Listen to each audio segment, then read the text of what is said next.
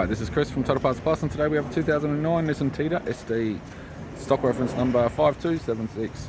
The shape runs from the 9th month 2004 through to the 2nd month 2010. It has an MR18 1.8 litre 4-cylinder petrol engine backed by a 6-speed manual front-wheel drive transmission.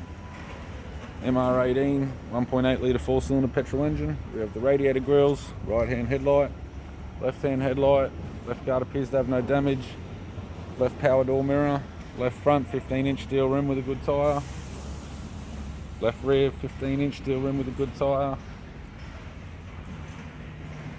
right rear 15-inch steel rim with a good tyre, right rear door has 3 small dents, right front door has 4 small dents and a light fold on the rear edge of the door, right power door mirror, right guard appears to have no damage, and a right front 15-inch steel rim with a good tyre.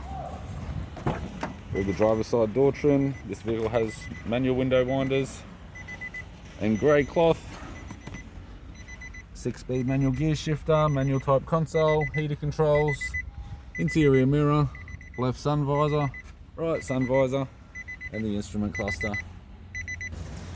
I'm Chris from Total Parts Plus, and I'd like to thank you for watching this video.